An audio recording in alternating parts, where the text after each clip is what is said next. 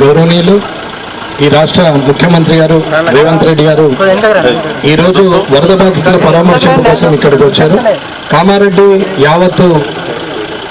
మునిగిపోయి ఇబ్బందులలో ఉన్నప్పుడు, ప్రజలందరికీ కూడా కష్టాలు వస్తున్నప్పుడు పార్టీలకు అతీతంగా రాజకీయ నాయకులు, ముఖ్యంగా అధికార యంత్రాంగం, పారిశుద్ధ్య కార్మికుల నుంచి మొదలు పెడితే కలెక్టర్ గారు, ఎస్పీ గారి వరకు కూడా ప్రతి ఒక్కరూ వర్షంలో నాంతూ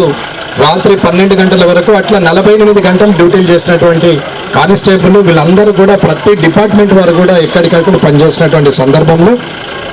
ఇక్కడున్న పరిస్థితుల్లో చాలా నష్టం జరిగిన, రోడ్లు కానీ బ్రిడ్జిలు కానీ అన్నీ కొట్టుకపోయినా మిగతా అన్నీ కూడా రైతుల 17,000 నుంచి 18,000 ఎకరాలు ఇసుక మేట పెట్టిన వారందరినీ కూడా మేము ఉన్నామంటూ ముఖ్యమంత్రి గారు ఏరియల్ సర్వే చేసిన తర్వాత తిరిగి మళ్ళీ మిమ్మల్ని కలవడానికి, ప్రజల్ని కలవడానికి, కామారెడ్డి ప్రజలకు ఒక ఆత్మస్థైర్యం నింపడానికి గౌరవనీయులు ముఖ్యమంత్రి రేవంత్ రెడ్డి గారు ఇక్కడికి విచ్చేశారు. కాబట్టి ఇక్కడ జరిగిన నష్టాన్ని, ఇక్కడ ఉన్నటువంటి సమస్యని పర్మనెంట్గా సొల్యూషన్ చేస్తారని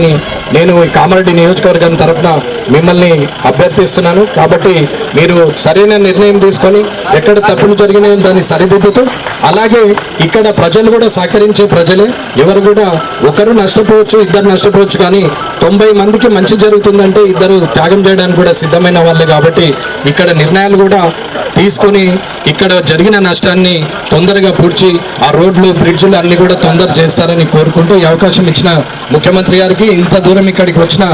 వారికి, వారితో పాటు మంత్రివర్గంలో ఇన్ఛార్జ్ మంత్రి సీతక్క గారికి, అలాగే శ్రీనివాస్ రెడ్డి గారు రెవెన్యూ మినిస్టర్ గారికి, ఇవి ఇచ్చేసిన మిగతా అందరికీ, మిగతా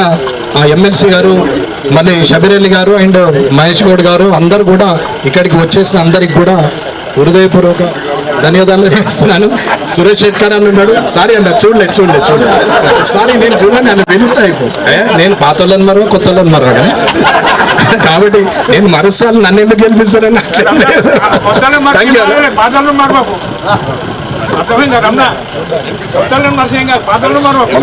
తెలుసు. మరి అనుకోకుండా వచ్చిన